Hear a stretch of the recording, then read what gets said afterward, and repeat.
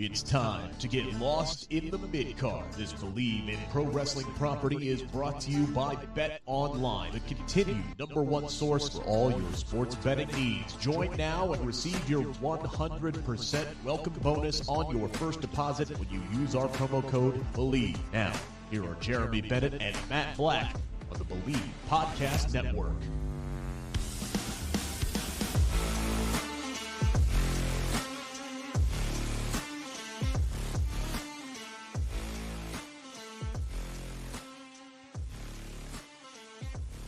Ladies and gentlemen, welcome to the podcast where we overreact to simple tweets. It's Lost in the Midcard. Happy Monday. We are already halfway through April. Insane how we are already halfway through April. Though here in Nebraska, Mother Nature has not made up its mind on what season we're in. Within the same 24-hour period, I had my air conditioning on for the first time, and then later on had to turn on the heat again. You figure I'd be used to it living here since 1983, but not the case. We have a lot to talk about today, a lot of big news, a lot of Impact news as well. Rebellion happened last night. I did not get to see it, but we do have a lot of news that came out from that, so we will talk about that. Of course, we got CM Punk, Becky Lynch, and Johnny Gargano rounding out our news for today, and then we'll talk about Raw, SmackDown, and Dynamite as well. That's all I've gotten in. I'm way behind on NXT.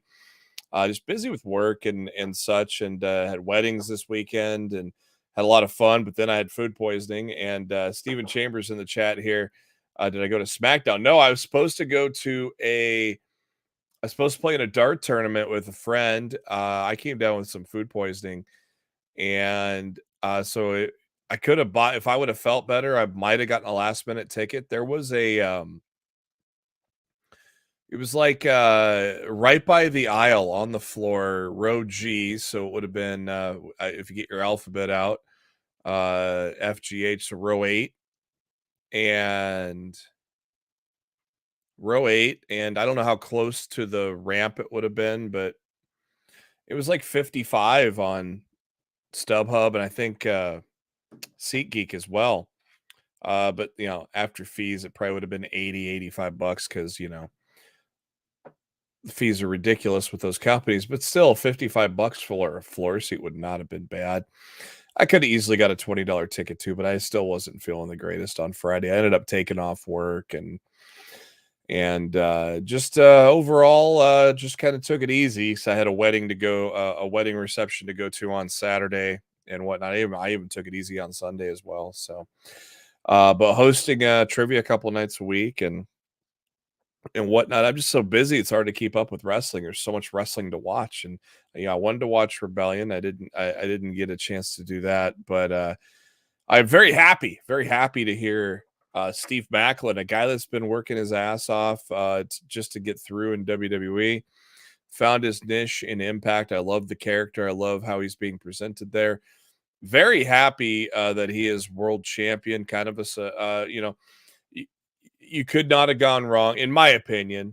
You may not be a big fan of Macklin, but in my opinion, you couldn't go wrong if it was him or Kushida last night for the vacant title. It was kind of odd that you got a pay-per-view with 2 vacant world championships. Another great match main event, Jordan Grace, Deonna Purrazzo. Deonna Purrazzo, I believe now a 3-time Knockouts champion, if I'm not mistaken. Frantic World and Craig, thanks for joining us in the chat here. We are live every Monday before Monday Night Raw, your unofficial official lead-in to Monday Night Raw. We'll see what Monday Night Raw has in store for us. Much better edition of Monday Night Raw last week as opposed to that hideous Raw after WrestleMania. That was just terrible. Maybe Vince got the message. I don't know. Maybe Vince got the message is all I got to say about that. He was reported not at SmackDown and last week, and I'm pretty sure he didn't come to Nebraska either. I miss I wish I would have went, but unfortunately things just didn't work out the way they did. Hopefully I can catch WWE back here sometime. I watched it. I watched SmackDown on Sunday, and I thought the crowd was good. I thought the crowd really was excellent for Shinsuke Nakamura's return. They were hot for Sami Zayn KO. So I thought our crowd here in my town of Lincoln, Nebraska, kind of came out pretty well. I thought so. That was a good showing from them. We'll get into SmackDown a little bit later. If you haven't done so already, make sure you subscribe to the Believe in Pro Wrestling YouTube channel. That is BLEAV for those that are listening on the podcast, and hit the bell so you know every time a new episode comes your way. You'll get notified. We're here live every Monday night, 7 Eastern, 6 Central. Also on the YouTube, give some thumbs up and some comments there. Help us push this out to as many people as we can. Let's get the chat hopping, We always love the interaction on the chat here on Lost in the Midcard. And also a little promotion for you as well with coming up tomorrow on the Believe in Pro Wrestling YouTube channel. We'll have Rick Ucchino interviewing Zoe Stark from NXT, the very impressive Zoe Stark, who has made a great name for herself over the past year in NXT's women's division. That interview drops tomorrow, plus a plethora of interviews from WrestleMania weekend still there. A great conversation between Rick with Alba Fire and Isla Dawn is out there as well. So do go check out those interviews, so to speak. Let's get into the main story, the top story of the evening.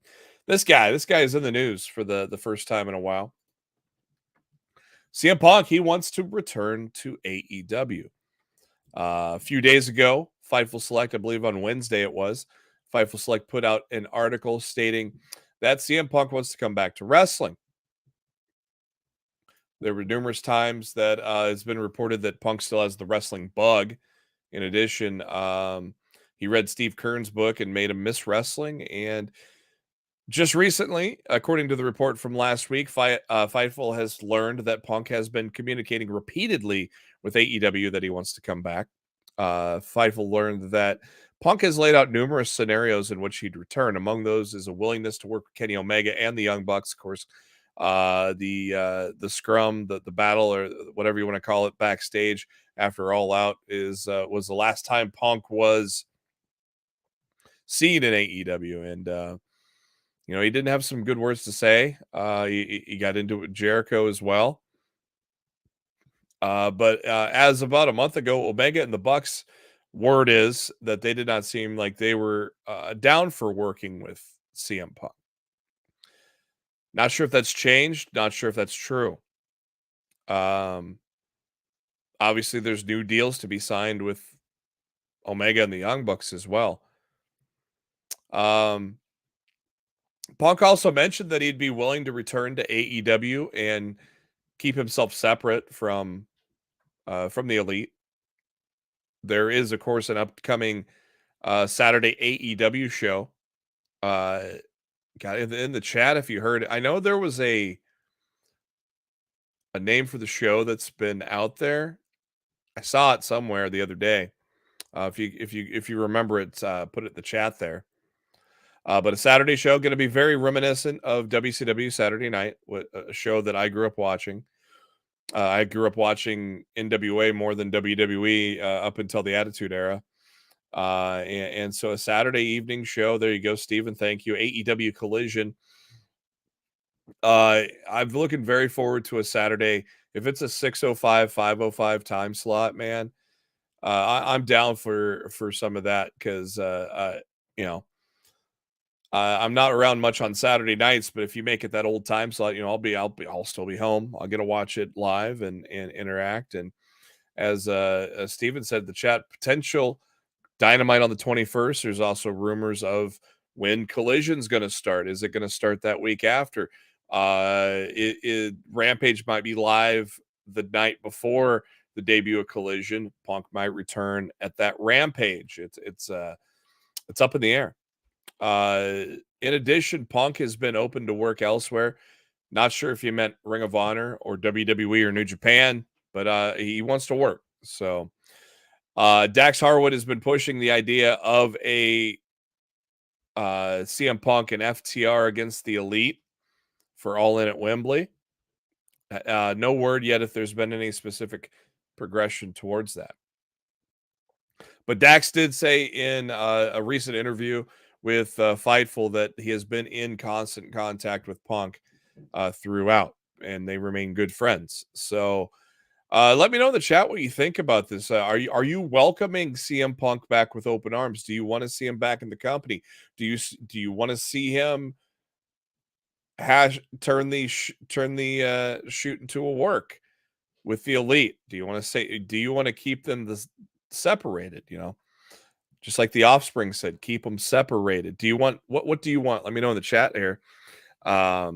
Going into some of the chats here, Craig, thanks for joining us, man. Steven in the chat, congrats to Macklin and Peraza. Great pickup for Impact at Nick Aldis. Yes, very. I almost thought he'd be going to WWE. He's friends with Cody Rhodes. It's a step that he's not taken. He's a top talent. Obviously, he was the world's champion with NWA for so long. But Impact is still a good company that produces a great product. So that's going to be pretty cool. Ron, Little Rock, Arkansas tonight.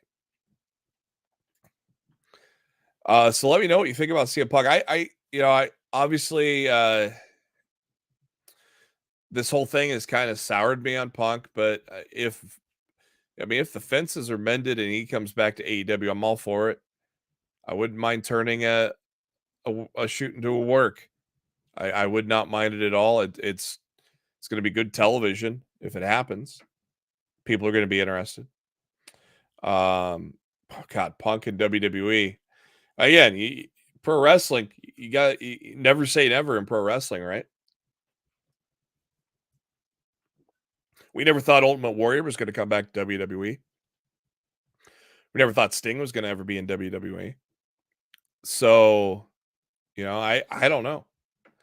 It's very interesting. And MK in the chat, I think people are jumping the gun with the brand split. Let's see what upfront in mid-May. Yeah, because it sounds like with that Saturday show, it's going to be a true brand split. They're going to be apart. So it's going to be very interesting to see how this all shakes out.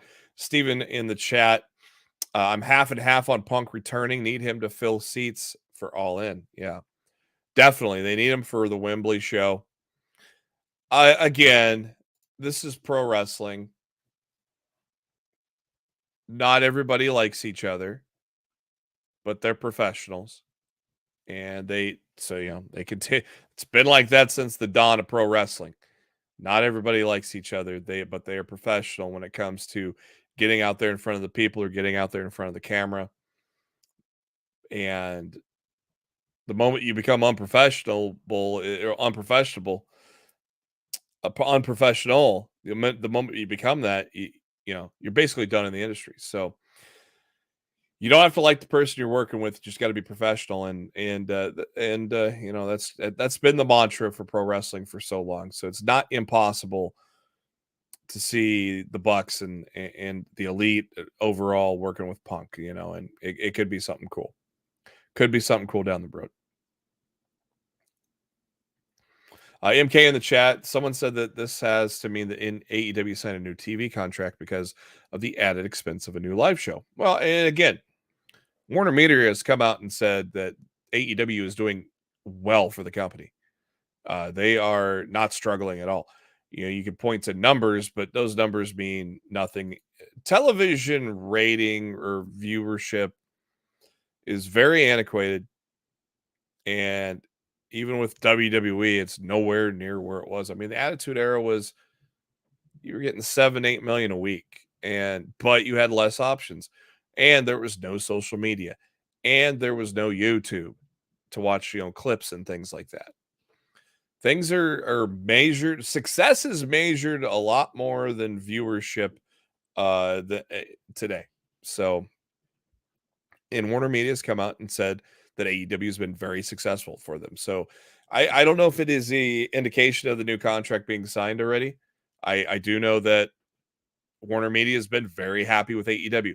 You just saw a brand new show come out, AEW All Access. I finally caught it live last Wednesday. I thought it was great. I thought it was well done. I had the other ones on the DVR. I just hadn't been around to catch them recently. But I watched last week's live, and I thought it was a really well done show. Kind of felt like a BTE, but with a much higher production value with some of the backstage stuff. And I thought it was very entertaining. I liked it a lot. MK in the chat, I think Punk is looking at his legacy, and he doesn't want it to end the way it did, like Sting. Wants to write his own story and finish it the right way and let it play out. Yeah, exactly. And I don't know how much Punk's got left because, I mean, again, he took 7 years off. So he has not got the mileage that a normal person his age would have if they had wrestled all the way through. But obviously Punk is injury prone. So maybe he is realizing that it is the end of the road, possibly. It's hard telling. If he could stay healthy, he could go for 5 more years, you'd think. But it's been a big question that if he could stay healthy or not. He's not been able to do so while in AEW, and that's why he's been gone recently, is because of the injury.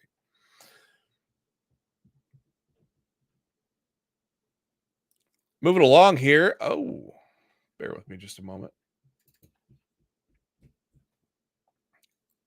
Of course, a tweet that occurred today by Becky Lynch created a stir amongst everybody, where basically she says, quote, "I am not coming to Raw." And this is, and she changed her Twitter name back to her real name, and a lot of people are getting up in arms about that. But I think one of the big reasons why people were kind of getting up in arms about it was the fact that, well, we haven't seen or heard from Seth Rollins since the Raw after WrestleMania, where it was apparent that he got his segment cut while he was in the ring, and he was reportedly not happy about it. So now you're kind of comparing the two, and you're like, oh, are these guys leaving the company? Oh, okay.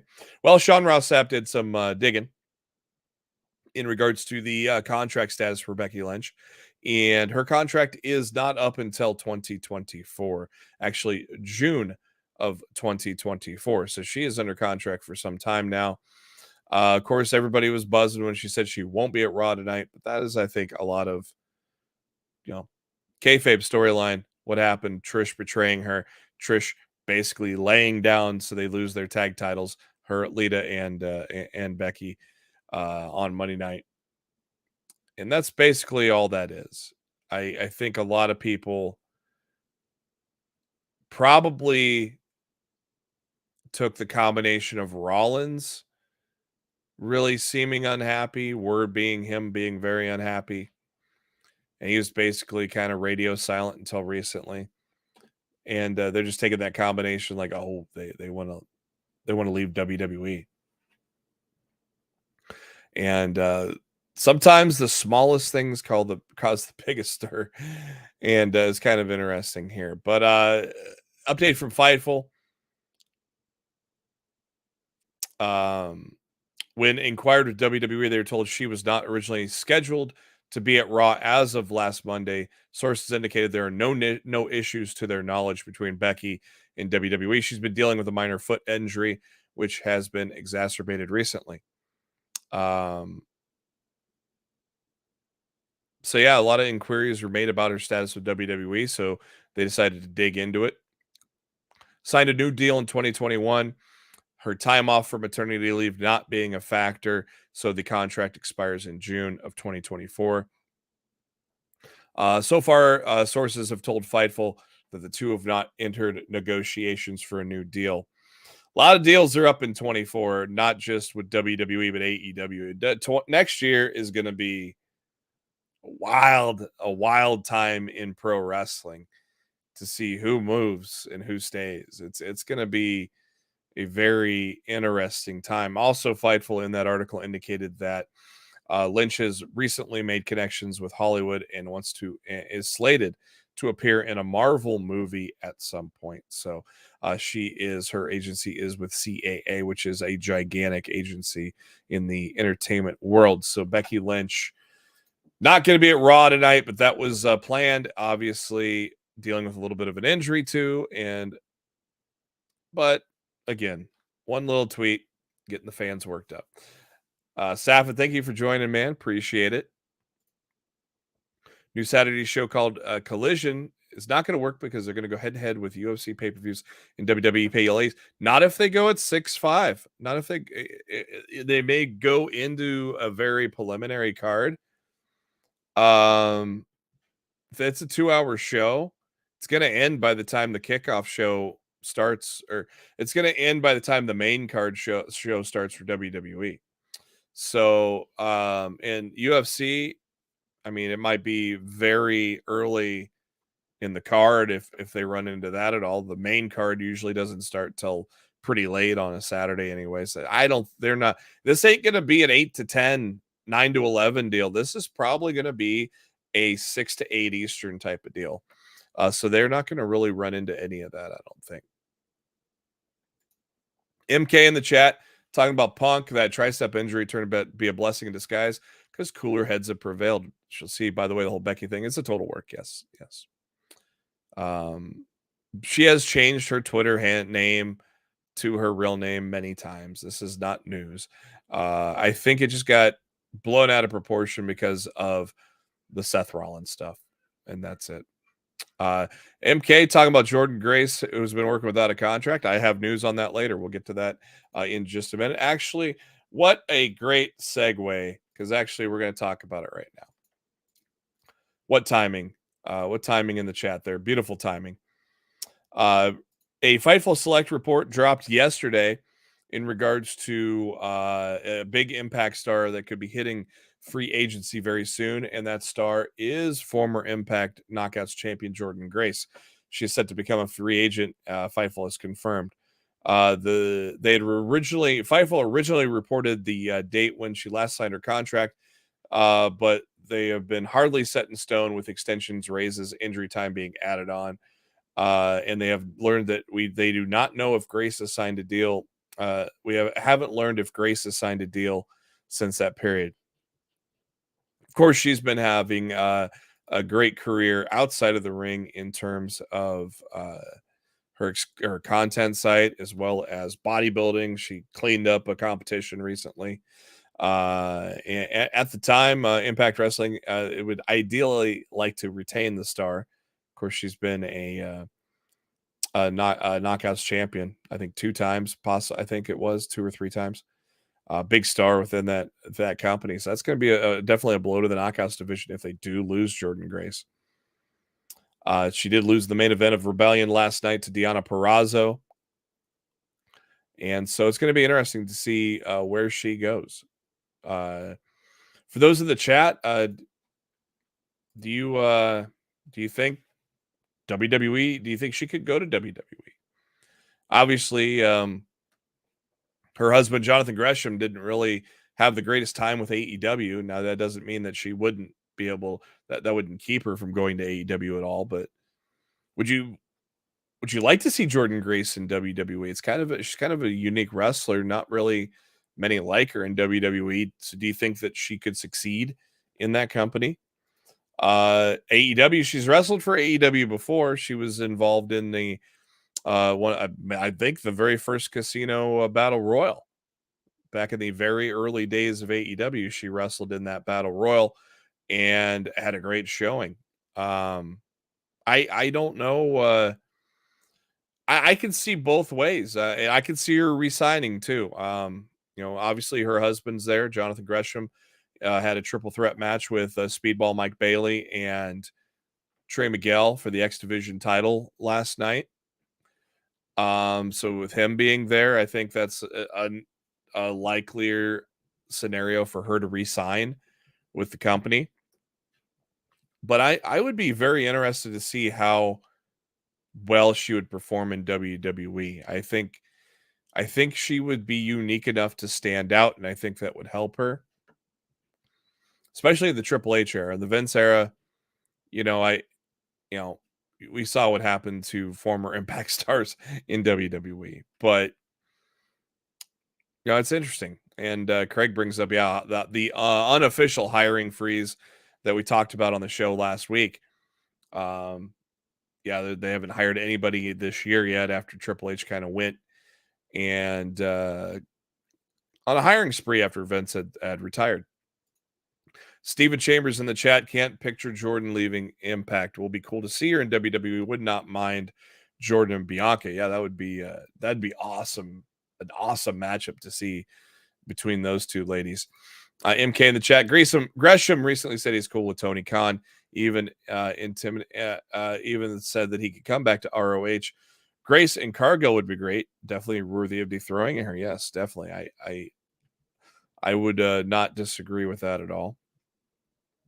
It'd be interesting to see where she goes. I would lean Impact just because Gresham is there and she has really built ever since she kind of re-signed that extension in 2021, she's really built a name for herself, not just within Impact, but outside of the wrestling world as well. And honestly, I think it might be the best spot for her, though I do want to see a WWE run. I wouldn't mind seeing an AEW run as well. There are so many matches that you'd want to see with her in other companies. You almost want to maybe strike when the iron's hot as well and take that chance. Be interesting to see. More news that came from Rebellion last night was the return of Nick Aldis. Of course, Nick Aldis was known as Magnus in WWE or in Impact way back before he made his name as the world champion in NWA. Macklin, of course, won the belt, demanded Scott D'Amore to present him the belt, and then he clocked him with the belt. And then that's what led Nick Aldis to make his return, to step up to Steve Macklin. And Macklin took to Twitter to comment on the return last night. Said, "Thank you, Toronto, for the warm welcome. I'm excited to be back with Impact Wrestling. The energy in the dressing room is off the charts. When I look at this world-class roster, I'm so excited about the possibilities that lie ahead. LFG." And for the kids that don't know what that means, it's let's fucking go. What do you think about Nick Aldis in Impact? I honestly thought he would give a chance in WWE, just because I just thought it was time. He had been on top in NWA for so long as a top tier guy. I think I thought he would fit well in WWE. Obviously, Impact's been a home for him before, so maybe WWE, again, nobody's hiring right now. That could have played a big part of it. AEW always is a choice too, or Ring of Honor. Kind of a new home for Nick Aldis, who is a main eventer. So to see him back in Impact is interesting, and again, Impact is a good destination. So it'll be interesting to see how this plays out, how long he's signed for.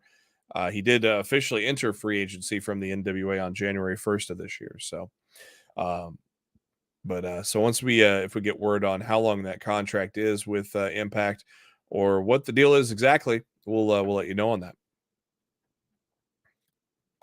MK in the chat, Aldis is a face. Interesting. Aldis will do well. I think Impact is perfect for him.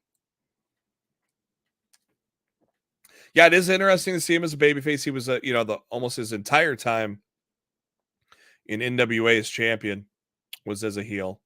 It'll be interesting to see how this run goes. I mean, he was a babyface in Impact. Had a great feud with Bram, Tom Latimer, who was actually ended up being a part of his group in NWA. But it'll be interesting to see just kind of what they do. Of course, Mickie James is hurt. She had to relinquish the title. That's why the women's title was vacated and fought for last night at Rebellion as well. So I'm very interested to see where it plays out. But I kind of thought, man, maybe it, like just with Jordan, a WWE run would have been cool. But at the same time, they ain't hiring right now, so it's hard to tell. Our final news story of the night is an update on this guy right here, Johnny Wrestling, We have not seen Johnny Gargano since NXT TakeOver Stand and Deliver. And, of course, a lot of speculation because, of course, people were wondering, is Vince back in creative after that dreadful Monday Night Raw after WrestleMania? But Fightful Select learned that Gargano actually re-aggravated a shoulder injury that sidelined him for much of January.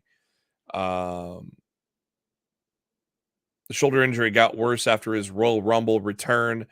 And by the time he had his match with Grayson Waller, he was very hampered, only being able to use one arm. The hope is that he can repair the injury with physical therapy as opposed to surgery. Of course, there was, as I just mentioned, the speculation of Vince returning that may have led to Gargano's absence, but not the case, as it was stated that McMahon actually directly was involved in communicating with Gargano late in 2021 to remain with the company. So Vince definitely wanted him around. Vince, not the reason for his disappearance, just more of preventative, hopefully able to get physical therapy to repair that shoulder of his instead of having surgery. You don't know how long it's going to take, put you out, especially with the shoulder. That could be a while. MK in the chat, Gargano's been disappointing on the main roster. They don't let him wrestle. That's because he's been hurt. He's been hurt all year. But a lot of it, I thought, was they're biding time for Ciampa to get back from his injury and reform DIY, which I think still will be, I think the end goal down the line is DIY in the main roster, which will really boost that tag division. But yeah, they just both have not been healthy. So it'll be interesting to see what happens once they are. But hopefully, again, you got better to be safer than sorry. So moving on to Monday Night Raw, like I said, much better Monday Night Raw as opposed to last week or the week before. Of course, the Raw after Mania was just hideous. It was terrible. There was no elements of what made a good Raw after WrestleMania. Returns, the surprises, the debuts. Like the biggest thing we got is the what we thought was going to be Brock Lesnar teaming with Cody. Then all of a sudden, out of nowhere, for no particular reason, he F5s him and destroys him, not giving us a main event that were promised earlier in the show. Outside of that, a return of Riddle. That was it, I just thought it was an absolutely dreadful Raw after WrestleMania, and I was not alone there. Rey Mysterio kicks things off, furthering the story that is getting set up for Backlash. I guess they did drop the WrestleMania from the Backlash, which is good because WrestleMania Backlash was dumb. Backlash, being the pay-per-view after WrestleMania, is perfect, though. And so Backlash in Puerto Rico, not official yet. Bad Bunny is the host, but the match, not official, but I mean, it's about as official as one can get. And they set up some promos with the Judgment Day and Rey, leading to Finn Balor taking on Rey Mysterio. And man, let me tell you what, Finn Balor is a badass. For a guy that got 15-ish staples in his head in that Hell in a Cell match with Edge, and to come back that soon after that and wrestle a match, a 15-minute match with Rey Mysterio, a damn good one, man. That guy's a badass. That guy earned a badass badge right there for just stepping up and taking on Rey Mysterio after that injury. That can't, especially if you accidentally bump it or just move your head. I've never had staples in my head, but I can only imagine how painful that was and how that continues to be painful after you get the staples in your head. And that was an ugly ass gash too, dude. So props to Finn Balor for wrestling against Rey. They're great match. Finn Balor got the win thanks to a lot of the Judgment Day's usual chicanery. They replayed the Brock Lesnar attacking Cody Rhodes. They interviewed Becky Lynch. We learned that Lita was taken to a local medical facility. And And she says that she has her suspicions of who attacked Lita. And I think everybody and their dog said Trish Stratus. But I think she was insinuating it was Damage Control or Bailey. But everybody and their dog was believing it was Trish Stratus. Well, Adam Pearce made it official, allowed a Freebird type of rule to have Trish replace Lita so Becky Lynch could defend the tag titles against Liv Morgan, Raquel Rodriguez. Good 17-minute match with those girls. Trish getting rolled up on. So they lost the tag titles to a roll-up because, well, Trish was sandbagging, clearly. She pinned herself got pinned on purpose. So your new tag champs, I didn't think it was going to happen like that. Some people did. Some people in this chat predicted it, I think, of Liv and Raquel winning. Very interesting way of doing it. Trish just laying down to a roll up and then attacking Becky Lynch from behind, which we all saw coming. We kind of wondered if they're going to drag that out. Obviously, with no Becky Lynch this week, you don't have to. I mean, if this is going to be SummerSlam that they're doing this feud, you really don't have to rush it. Unless you are planning on doing it at WrestleMania Backlash, I don't know. We'll probably get a little more, maybe progression on it. I know Trish is going to be at Raw tonight, so it'll be interesting to see. Steven Chambers in the chat, did Trish turn heel too early if they're setting up Becky versus Trish at SummerSlam? See, my thought is maybe that Becky and Trish is going to happen before SummerSlam, and SummerSlam is going to be the Battle of Legends. Lita and Trish. I honestly want that to happen to where it's Lita versus, if Trish attacked Lita, eventually we get to the point where it's Lita versus Trish. Two women who main evented Monday Night Raw on a historic night many years ago to be a part of arguably the second or third biggest pay-per-view of the year. I think that would be great for these ladies that are probably on their last run in professional wrestling. Really hope they're not on their last runs because they've been looking good, honestly.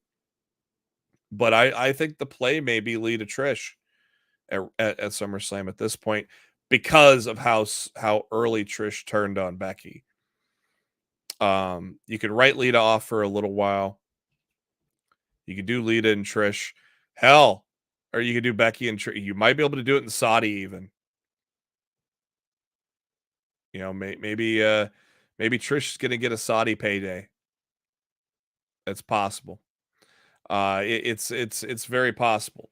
You know, and so we'll see what happens. Just because of how early that happened, though, I think that is why. That's why I think the end game at SummerSlam is Lita versus Trish. MK in the chat, imagine if Cody was defending the world title against Brock. To those people who said, what if Cody won and we're not going to see Roman until May in Saudi? Wrong decision. Yeah, I don't know. There's so much discussion with the whole Cody not winning at Mania situation. Makes my head spin. And as he says, remember, Vince is laying in the weeds. Yes, he is. Jose, what's up, man? Miss you too. I see Jose doing some work. I saw him interviewing Carlito there for Lucha Libre Online. I saw Jose doing some good work there. My old Top Story co-host there. I loved doing Top Story with Jose back in the day. Chris Haley, I don't think they're going to do that. I don't know if he's talking about Lita and Trish at SummerSlam, but Trish Bailey versus Becky and Lita in Saudi or Money in the Bank. I could see that too. Anytime, Jose. Yes, Jose, a contributor. I'd say, would you call it a contributor? An interviewer for Lucha Libre Online. I would say is a good way to put that. Interviewer, backstage interview, contributor, announcer, extraordinaire. So yeah, then we'll see where that goes with the ladies.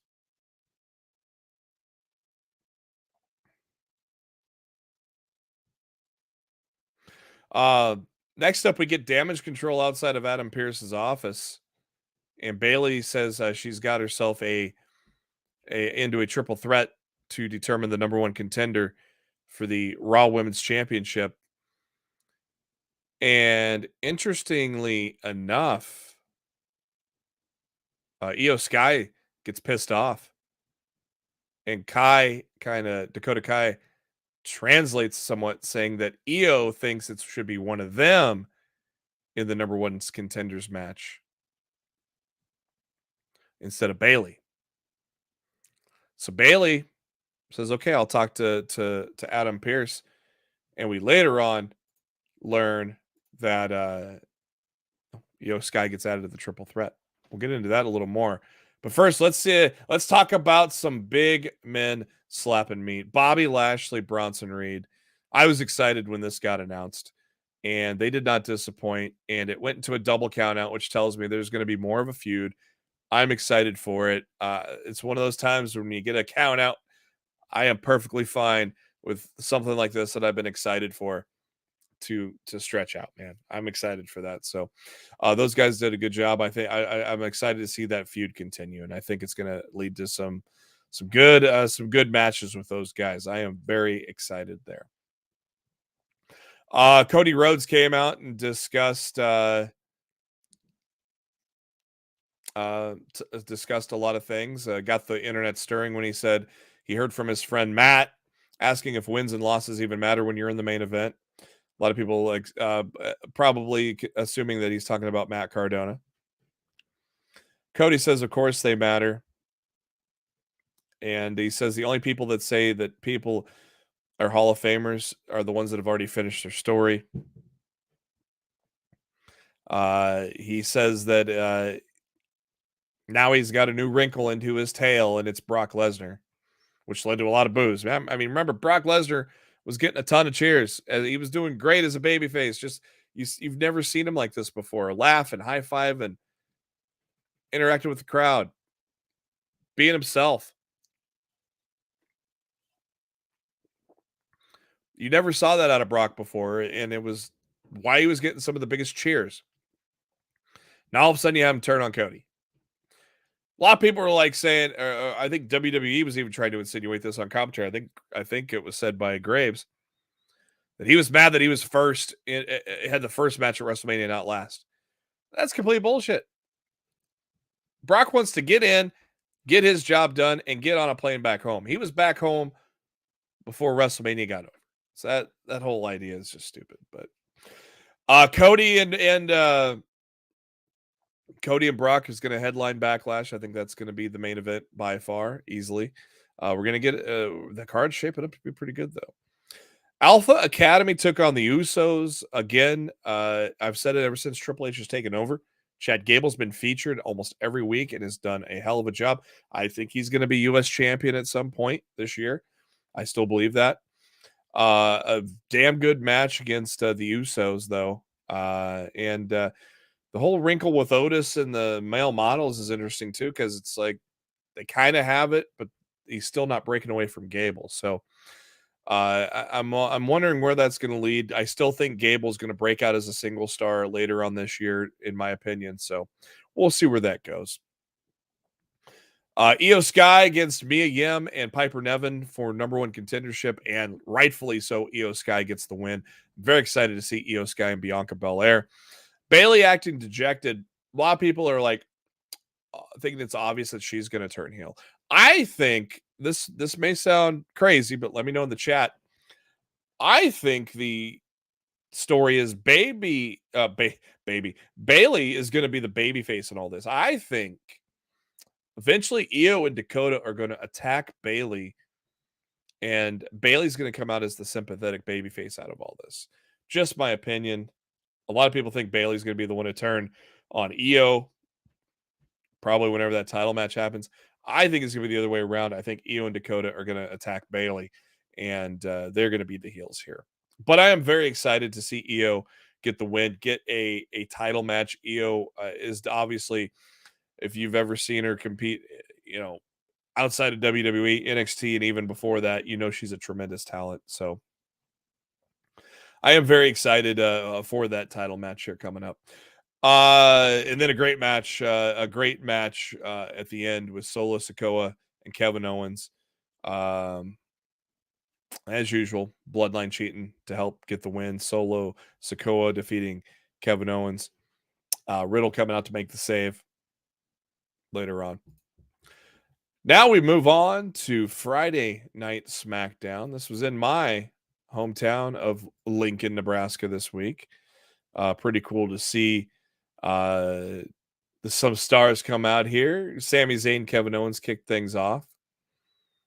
They mentioned the draft and about the unpredictability there.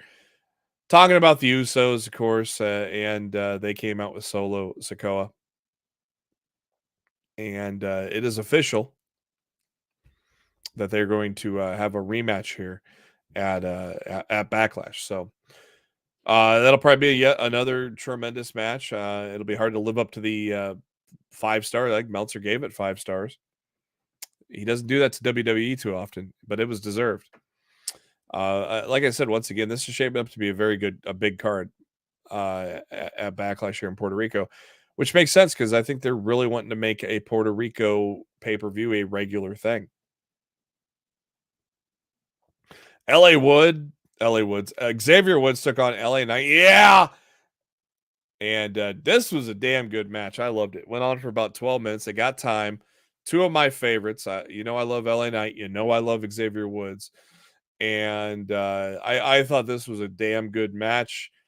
LA Knight tried to use the tights right as Jessica Carr's looking at him. So, of course, she said, nuh-uh.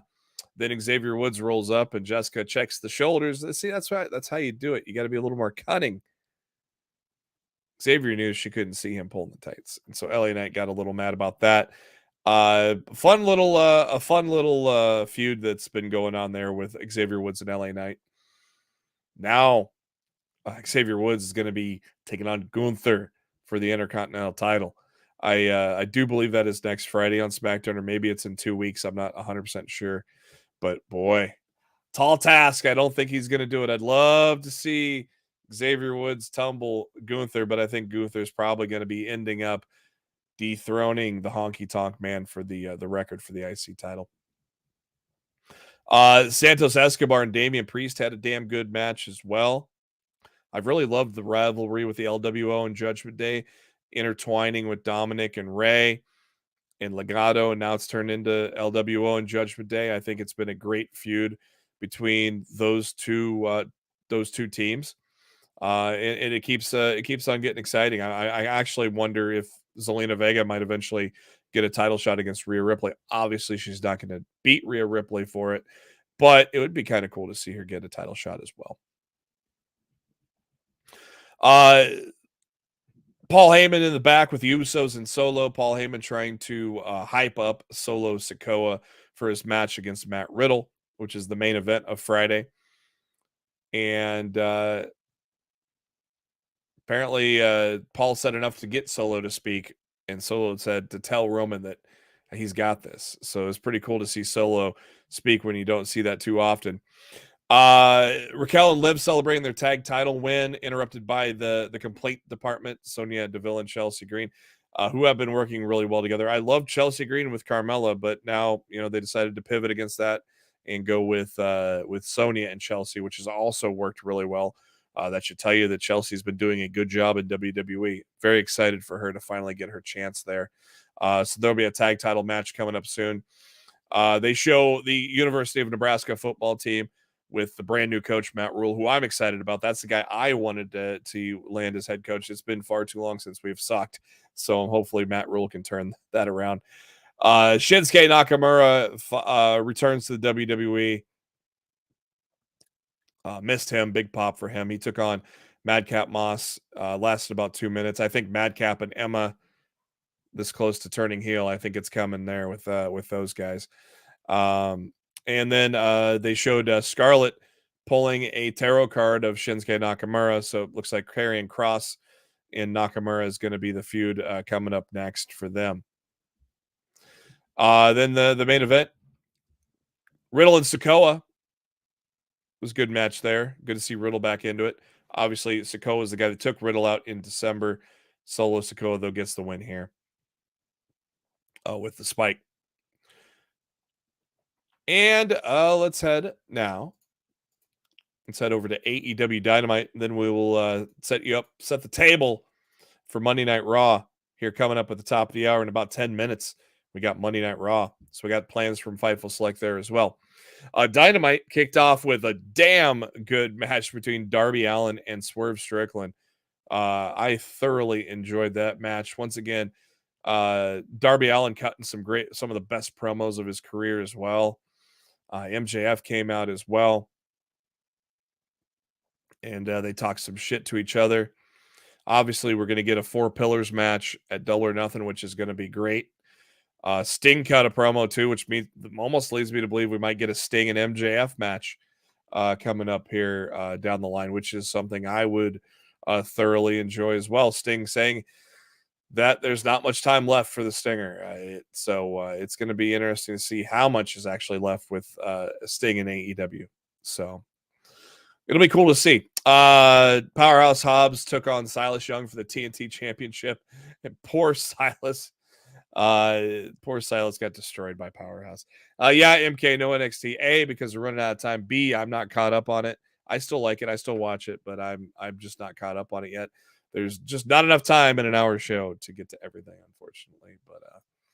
But with no Roman on TV, is the Bloodline story losing steam? I don't know.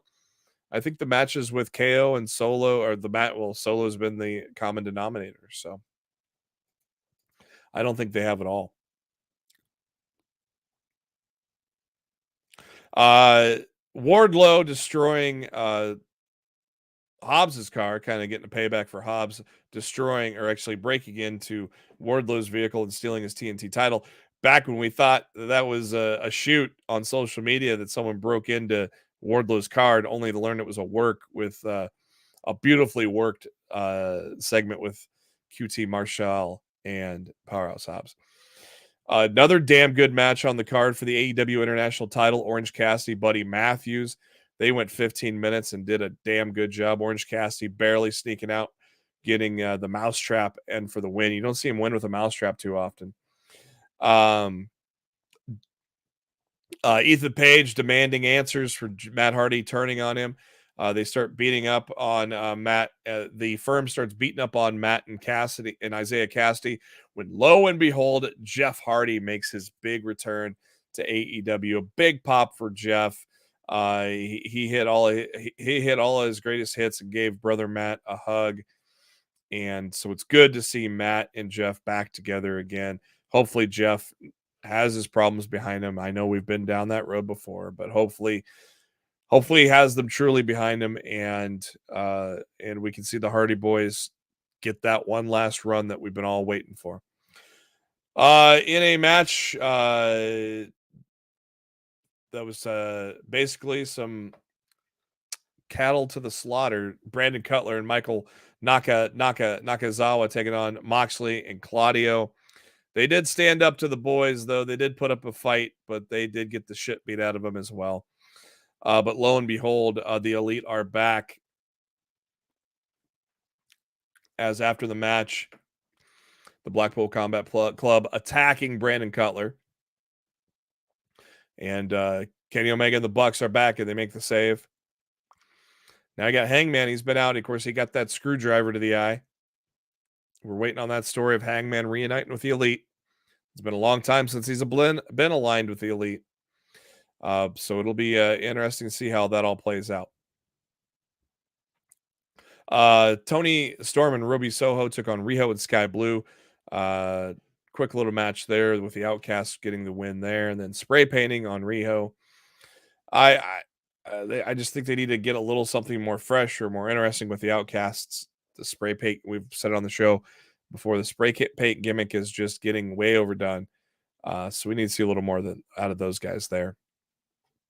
And the main event, Keith Lee against Chris Jericho, did not disappoint as well.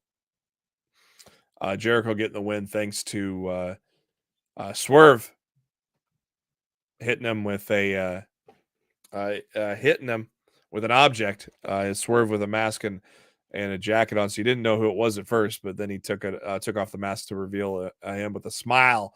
So apparently we're still not done with Swerve and Keith Lee.